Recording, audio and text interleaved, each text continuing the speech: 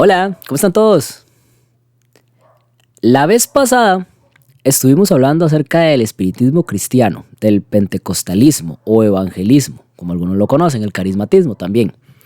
Mi papá, que fue pastor evangélico hace mucho tiempo, habló acerca de esto, de cómo es que se usaban ciertos métodos, ciertos movimientos, ciertas formas de hablar para inducir a las personas a un estado de ánimo. Se ponía cierta música, empezaban a pegar brincos de un momento a otro, ya algunos sentía la unción del espíritu, otro caía desmayado por allá, y una que otra persona sentían que los tocaban, empezaban a hablar en lenguas, y casi todo eso era inducido por el mismo pastor. Era una especie de mentalismo, hipnotismo, si lo quieren ver así.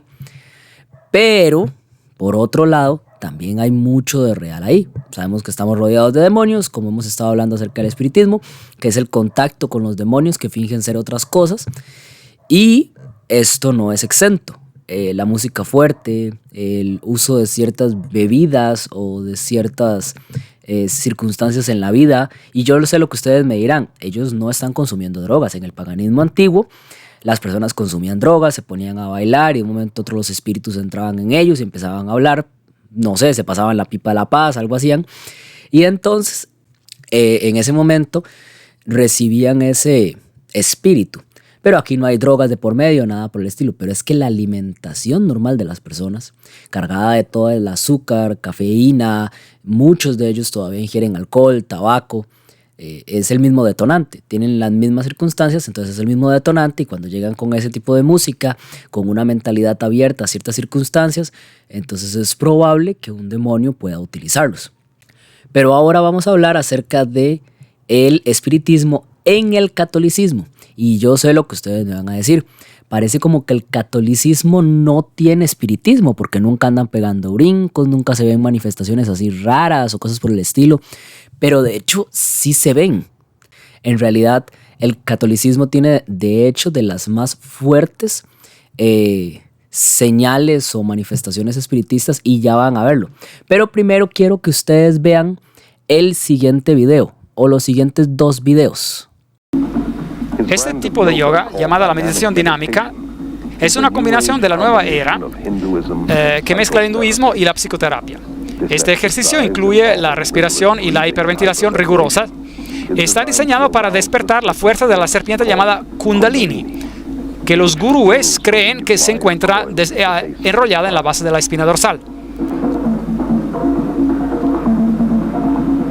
Yo hice la meditación dinámica cada día.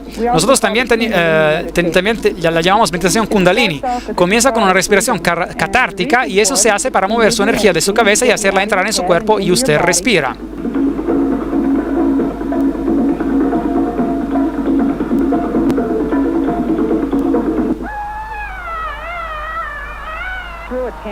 Usted hizo un berrinche cuando usted era un niño pequeño.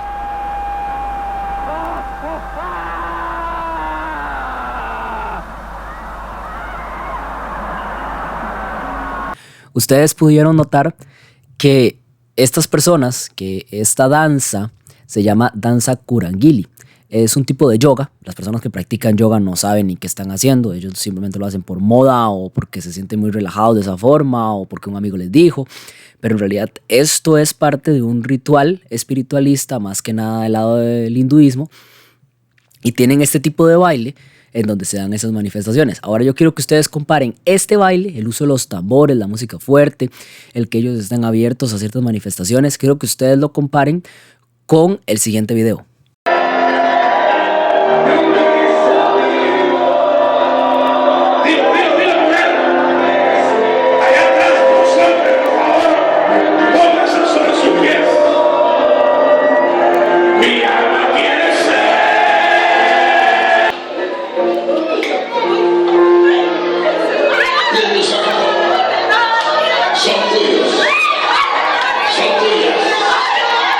Ahí la tienes.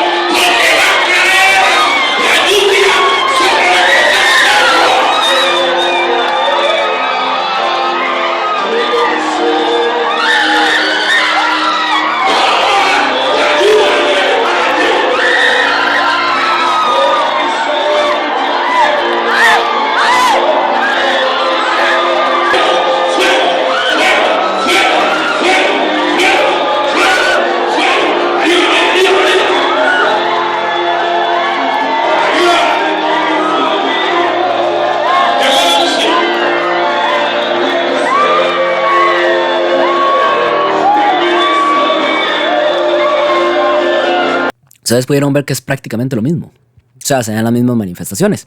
Personas que están abiertas a una manifestación espiritual. Ellos creen que adoran a Dios. Ellos creen que es el Espíritu Santo el que los está tocando. Ellos creen todo esto. Pero la Biblia dice claramente, hágase todo en orden y con decencia. La Biblia habla acerca de su culto racional. La Biblia establece que el culto a Dios tiene que ser racional, que tiene que tener sentido. No es una manifestación como la que vimos en la danza Kurangili, donde terminan revolcándose en el suelo. Y no es nada diferente lo que pasaba en esa iglesia evangélica. Esa es una iglesia evangélica como cualquier otra. Yo he ido a varias iglesias evangélicas durante mi vida y toda mi infancia, fui un montón. Y en todas se dan estas mismas manifestaciones, gente desmayándose, revolcándose en el suelo, pegando gritos, más que nada mujeres hablando en lenguas, el pastor pegando alaridos mientras suena una música muy fuerte con mucho uso del tambor por detrás. Y eso sumado a la alimentación que tenemos de por medio con grandes cantidades de azúcar, harinas refinadas, cafeína, en fin, son drogas al fin y al cabo.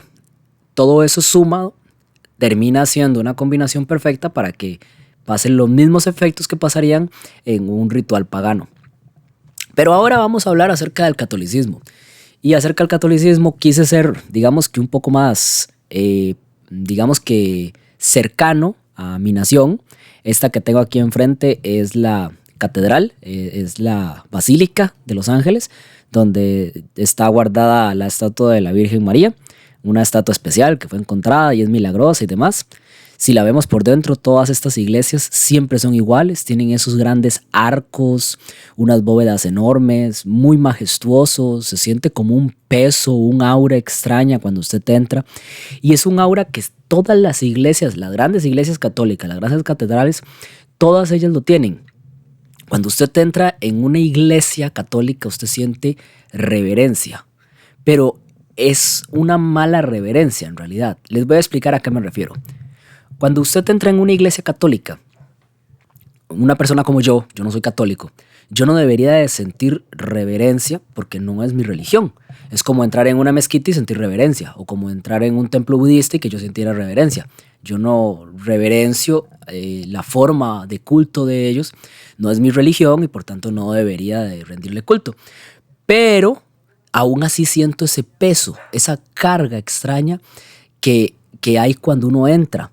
Les voy a explicar, estas iglesias son construidas de tal manera, esas bóvedas grandes, de tal forma en la que se hace mucho eco. A causa de ese enorme eco, cada sonido, por más pequeño que usted haga, va a ser escuchado. Si usted estornuda en medio de esa iglesia, por más bajito que lo haga, todo el mundo se va a dar cuenta. Entonces eso es parte, junto con muchas otras cosas, las grandes cantidades de dinero, de formas, de ornamentos que tiene esta catedral, hace que usted sienta un peso imaginario de que te están observando, de que te están vigilando, de que te están controlando de cierta forma. Entonces, que si usted hace algo, puede ser castigado. Ese es el peso. Lo que usted siente cuando entra en esta iglesia no es reverencia, es miedo. Usted siente un temor al entrar ahí. Y para los católicos es lógico, porque ellos pertenecen a ese culto, pero para nosotros nos damos cuenta que no pertenecemos a esa religión, que esto induce de forma mental. Es lo mismo que hacen los pentecostales. Ellos inducen por medio de su voz, música y demás una emoción en particular, un desenfreno que termina desembocándose en desmayos u otras cosas. Aquí se usa de la misma forma un manejo psicológico sobre la persona para que sienta una reverencia, un miedo, un temor cuando entra. Y es muy curioso, cuando ustedes avanzan por la iglesia, por ejemplo, aquí tenemos un confesionario muy viejo, muy bonito. Ahí uno podía pedir perdón para los pecados, con un ojo en la parte de arriba del ojo que todo lo ve, porque también está ahí metido, pero no vamos a hablar acerca de eso. Tenemos estas velitas. Estas velitas usted puede pagar 1,000 colones, y a cambio de 100 colones, usted puede prender una velita para hacer una oración y que sea escuchada. Tenemos estos interesantes escudos en la iglesia católica. No vamos a meternos mucho acerca de ello, pero son muy interesantes. Tenemos imágenes de las cuales vamos a hablar más adelante mientras avancemos en el Apocalipsis. Por ejemplo, esa corona del lado derecho, esa corona que tiene 3 coronitas, eso en realidad es sumerio, es babilónico. y representaba la triple corona, que es porque la deidad, el rey de aquel entonces, era rey en el cielo, en la tierra y en el inframundo. Entonces él era un puente que comunicaba con todo. En este caso tenemos lo mismo, solamente que se le acredita al Papa.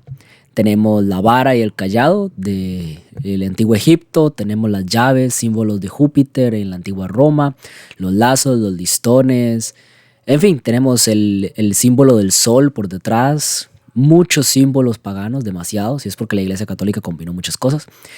Los jardines en la Iglesia Católica son muy curiosos. Esos jardines siempre están creados de la misma forma. Todos son como un laberinto. El laberinto usted avanza a través de él. En una parte central o al final del laberinto se encuentra normalmente una cripta, una cueva con una virgen o un santo o una tumba. En este caso es una tumba lo que hay ahí. Y es que es muy curioso. El sentido que le dan de espiritismo o de poder a la Iglesia Católica se manifiesta por medio de todos estos ornamentos. Es como una reverencia que usted siente por ver tanto esplendor. Pero estamos hablando de espiritismo, como les hablaba, y ahora les voy a explicar, vean. El espiritismo podemos dividirlos en dos partes, ¿de acuerdo? Podemos hablar de dos tipos de espiritismos. El espiritismo se divide, digamos que en dos clases. Una es el espiritismo a través de los muertos y otro es el espiritismo que busca poder en uno mismo. El poder en uno mismo es lo mismo que busca el hinduismo o que busca la gente que practica la nueva era o los que practican ciertos tipos de artes espiritistas para liberar sus chakras internos o demás. Al fin y al cabo, lo que establece es que usted tiene un poder interno y ese poder usted lo puede liberar. Como en la danza Kurangili, eso es lo que ellos están haciendo. Ellos bailan de esa forma para liberar atrás en su espalda esa serpiente que ellos tienen y entonces obtener poder no solamente mental, psicológico, sino también sexual. La otra es por medio de los muertos. Por medio de los muertos usted puede alcanzar poderes, porque como ellos están más allá, ellos ya murieron y están más allá, entonces ellos tienen más poder o más sabiduría. Si usted contacta con ellos o utilizando sus restos o demás, usted obtiene ciertos poderes. A esto se le llama nicromancia o necromancia. Y de hecho se los voy a leer. Esto es de Wikipedia, pero aún así vale exactamente igual. O sea, puede ser Wikipedia, pero es lo que es. Eso es necromancia. Entonces se los leo. La nigromancia o necromancia, del latín necromantia y del griego, unido en necros, muerte, y mantia, adivinación, es una rama de la hechicería considerada generalmente negra que consiste en la adivinación mediante el examen de las vísceras de los muertos y la invocación de espíritus requiriendo, según sea el caso, contacto con sus cadáveres o posesiones en vida. ¿Qué significa esto? Vean, la necromancia es obtener poder a través de los muertos. Eso es. Se puede hacer usando los huesos de un muerto para leer las runas, el futuro. Se puede usar las vísceras de un muerto. Se puede usar un resto de un muerto que tuviera gran poder o gran renombre para invocarlo o simplemente invocar a su espíritu y que aparezca. Esto lo vemos, por ejemplo, en el relato de Saúl y la divina. Ella lo que hizo fue adivinarle el futuro llamando a Samuel. Claro que no era Samuel. Samuel había muerto y la Biblia me dice que todo el que muere pierde conciencia, pierde conocimiento acerca de todo. En la muerte no hay recuerdo, no hay amor, no existe nada, no hay memoria. Así dice Eclesiastés. Entonces, este Samuel no podía ser el mismo Samuel, porque Samuel no estaba en el cielo, no fue llevado por Dios, él había muerto. La Biblia me dice que si él muere, pues deja de existir de momento, él pierde toda conciencia. Entonces lo que se le apareció a Saúl fue un demonio. Y este poder se ve dibujado, ambos tipos de espiritismo en la Iglesia Católica. Les voy a explicar, vean. Esto que está aquí se llama reliquia. Ese es el cráneo de San Martín de Porres. ¿Qué es esto? Cuando ustedes van a una catedral católica, no importa cuál catedral católica, en el centro de su altar, en la parte de abajo, siempre va a haber el resto de un muerto, siempre. Siempre va a haber el dedo de Juan, o la cabeza de Santa Catalina, o el dedo meñique de Pedro.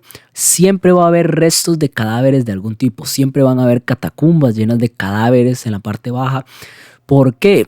Porque estos cadáveres, estos restos de muertos, son usados para obtener poder.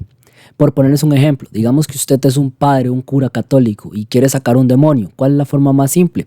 Usted agarra el dedo de San Juan, del apóstol Juan, va, toca a la persona que está endemoniada y el demonio se va a ir. ¿Por qué? Porque el dedo de Juan tiene poder, tiene como una habilidad especial más allá de, porque está en contacto con los muertos. O por ejemplo, las oraciones que le hacen a los santos. La idea de la Iglesia Católica es que usted le puede rezar a los santos o a la Virgen María porque ellos están más cerca de Dios. Entonces tiene sentido que usted les ore porque es como cuando aquí en la iglesia usted va y le dice al anciano, o le dice al pastor, o le dice al obispo, o al curita, o a quien sea, oiga, ore por tal cosa que me pasó. ¿Por qué? Porque él está más cercano a Dios, él es más entregado, él se dedica a Dios, entonces que me ayude a orar. Bueno, pues entonces es lógico pedirle a alguien que está allá a la pura par del Dios que lo ayude. En tal caso, órele a Juan Pablo II, órele a Santa Catalina, órele, ¿me entienden? Tiene una lógica. El problema es que ellos no están ahí. El problema es que la Biblia me dice que cuando una persona muere, pierde toda conciencia de lo que existe. Entonces ellos no están en el cielo. Por tanto, orarle es orarle a un vacío, es orarle a la nada. Es mejor orarle a Jesús en tal caso, que Él intercede por nosotros frente al Padre. Pero lo interesante es que ustedes van con cualquier religión y ninguna religión va a poder objetarle a la Iglesia Católica este argumento, porque ellos también creen que ahí arriba están todos sus seres queridos. Entonces tiene mucho sentido que usted le rece a su abuelita, le diga, abuelita, por favor ayúdeme y hable por medio suyo a Dios para que me ayude en tal cosa, porque ella está ahí arriba, ¿me entienden? Pero si usted no cree en eso, si usted no cree en la inmortalidad del alma, en el estado de los muertos como tal, en el cielo o en el infierno, si usted no cree en eso, porque la Biblia no lo dice así, si usted es adventista de séptimo día, entonces se da cuenta que aquí lo que está pasando es que esto es necromancia. Ellos están utilizando los restos de un muerto para obtener poder. Pero el problema es que esto tiene incluso argumentos bíblicos entre comillas. Vean, les voy a poner un ejemplo. Vean. La mayoría de las personas ni siquiera puede explicar esta clase de cosas. Vean, pongan cuidado. Denme un ejemplo en la Biblia donde se haya usado los huesos de un muerto para hacer un milagro. Y todos me van a decir, no hay. No, sí hay. Está el caso de Eliseo. Eliseo, en la tumba de Eliseo, cuando cayó una vez un muerto en medio de una campaña de guerra, ese muerto rodó, tocó los huesos de Eliseo, se levantó, salió corriendo y revivió. Entonces mi pregunta es, ¿los huesos de Eliseo tenían poder? ¿Eliseo hizo el milagro? Bueno, si usted es católico o pentecostal y cree que Eliseo estaba en el cielo, sí, los huesos de Eliseo hicieron el milagro. Pero si usted entiende el estado de los muertos de forma correcta, usted va a entender que no fue eso lo que sucedió. Lo que sucedió fue que en el pueblo de Israel, en ese preciso instante en particular, no había profeta. El último profeta había sido Eliseo y había un tiempo de no profetas. Entonces estaban en guerra, sin conflictos, y Dios no se manifestaba por medio de sus profetas. De hecho, había, entre comillas, aparentado abandonar a Israel. En medio de eso, esas personas que estaban en conflicto con Israel y que no conocían acerca de Dios, sabían acerca de Eliseo y los milagros que había hecho. Cuando tocaba los huesos de Eliseo, Dios lo que hizo fue manifestar su poder por medio de lo único que tenía. Literal, era lo único que tenía en el pueblo de Israel en ese momento.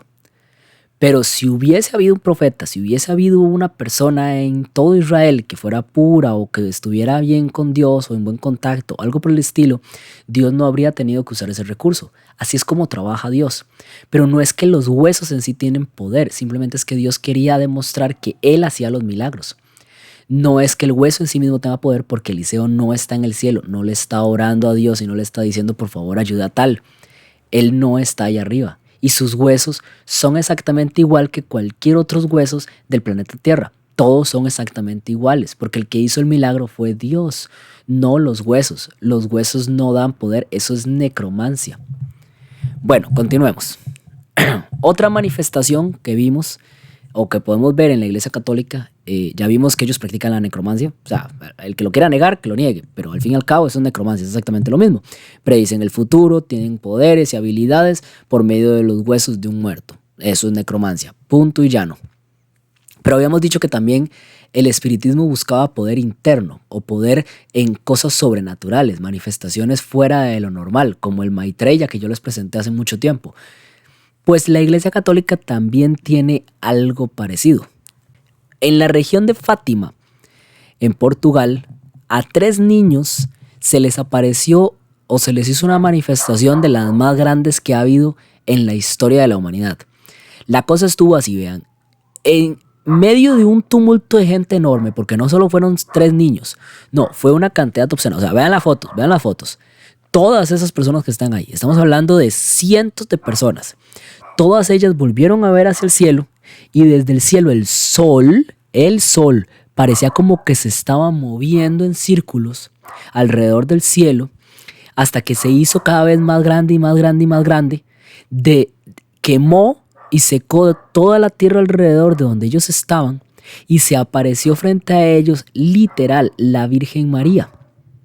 Y la Virgen María le dio las revelaciones a los 3 niños acerca del futuro. Sin contar que estos niños también tenían manifestaciones espiritistas o manifestaciones físicas fuera de lo normal. Estoy hablando de caminar encima de los árboles o parado encima de cabeza por medio de las ramas de los árboles. Era algo fuera de lo normal. Pero esta manifestación frente a cientos de personas se llevó a cabo. Hasta la fecha todos ellos se hicieron católicos por culpa de eso. Fue una manifestación enorme.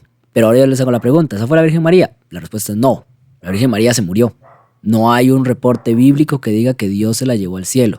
Aún si Dios se lo hubiera llevado al cielo, no tiene nada que venir aquí a hacer aquí abajo.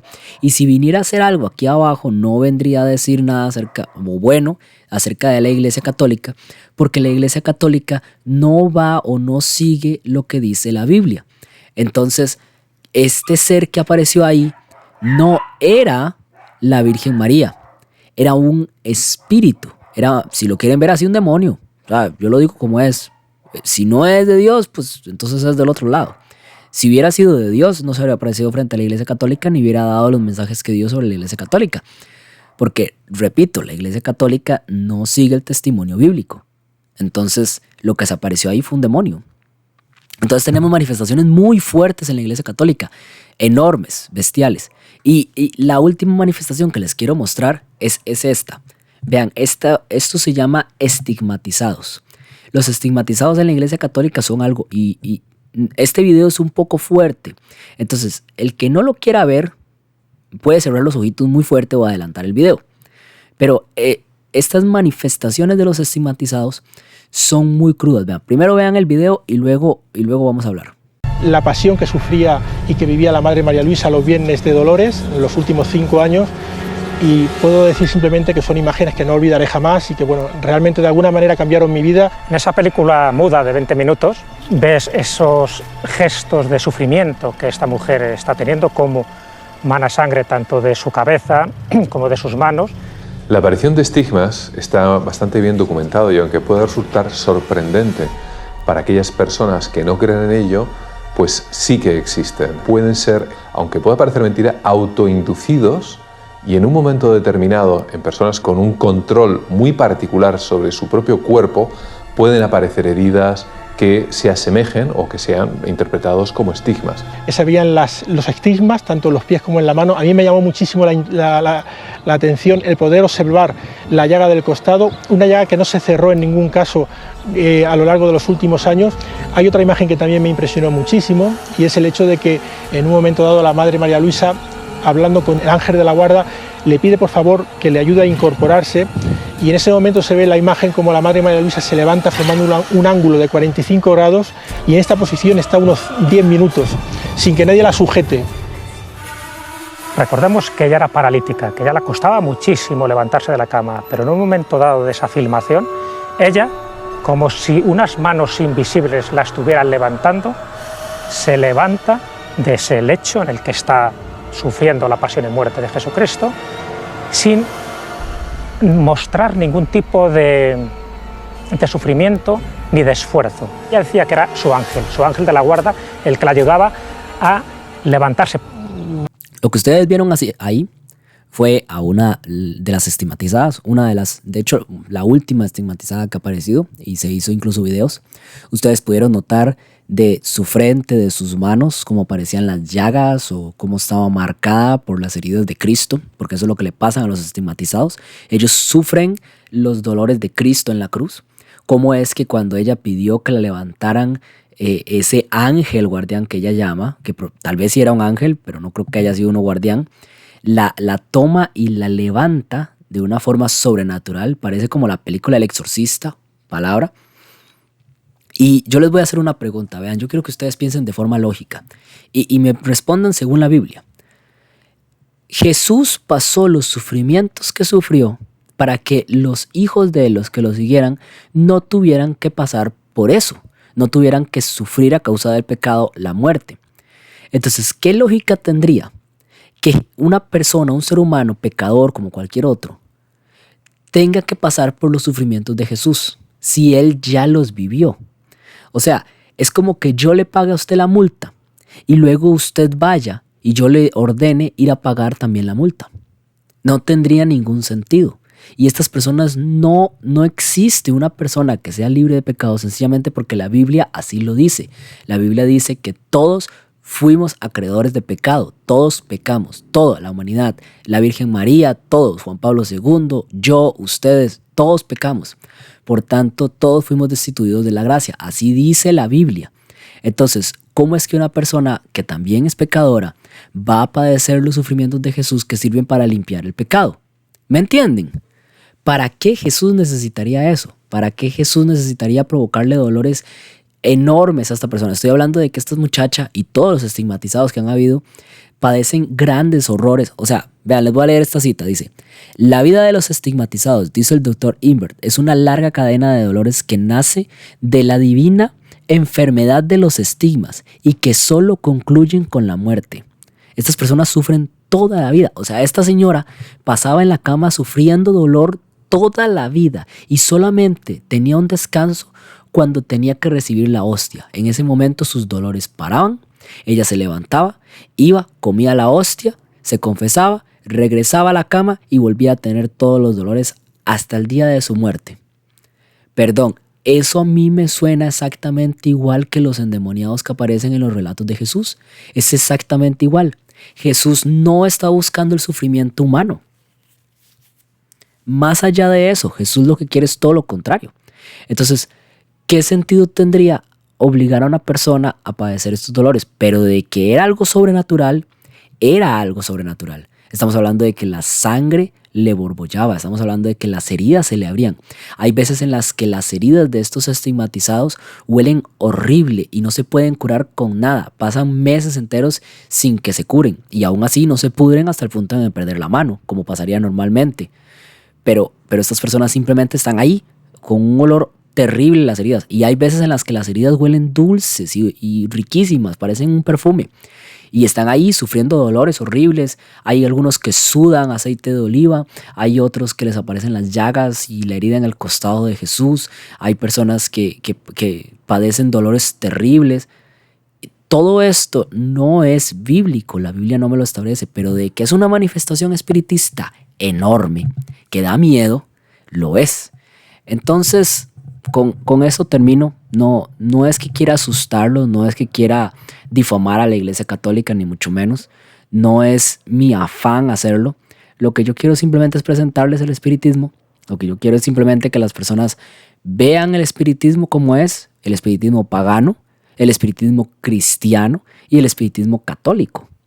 Y en sí, en eso se divide todo el tipo de espiritismo que hay. Las personas que van y hacen contacto con mediums, con los muertos, son exactamente iguales que los que van y agarran un hueso de San Juan para tener un milagro. O lo tocan y lo besan para recibir un perdón de sus pecados. Es exactamente lo mismo. Entonces no es que quiera difamar a la Iglesia Católica, solamente quiero mostrar los errores que existen en el mundo y que uno puede caer en esto, porque en esa manifestación de la Virgen de Fátima había muchas personas de otras religiones, pero todas cayeron en el error de convertirse en católicos simplemente por una manifestación milagrosa que no pudieron explicar, cuando la Biblia dice que los muertos nada saben.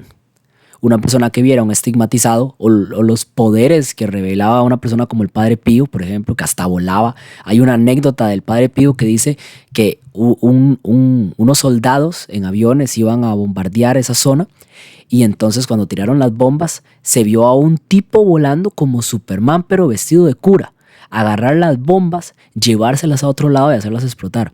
Luego ese mismo soldado, que no era católico, llegó a la abadía donde estaba él y cuando reconoció que era el Padre Pío el que había salido volando y agarró las bombas, se hincó, lo adoró a la iglesia católica y se convirtió en católico. Pero en la Biblia en ningún lado me dice que Satanás no puede hacer que una persona haga todo eso. Satanás puede hacer manifestaciones milagrosas enormes. Cuando Moisés tiró la vara y se convirtió en serpiente, los hechiceros también lo hicieron y se convirtió en serpiente. Claro que tiene un límite, no puede compararse con Dios, pero para nosotros que somos seres humanos simples, que no entendemos nada acerca de esto, se nos hace maravilloso ver a la Virgen de Fátima volando como si fuera un sol y quemando el suelo. Y hacernos católicos por algo como eso es precisamente lo que el espiritismo busca, convencer por medio de milagros o manifestaciones. Entonces con esto ya terminamos lo que es el espiritismo. Les agradezco mucho por haber oído. Besitos, Diosito me los bendiga un montón. Espero no haber asustado a nadie con los videos que puse y que Diosito me los acompañe. Ya después, la siguiente vez, vamos a hablar acerca de los mormones. Mi papá va a hablar acerca de los mormones y después yo voy a hablar acerca de la música. Creo que voy a hablar acerca de la música. Entonces, que Diosito me los bendiga y repito, no es para difamar ni ofender a nadie, no se trata de eso, se trata simplemente de tener conocimiento porque la Biblia dice que el conocimiento nos hará libres. Diosito me los bendiga.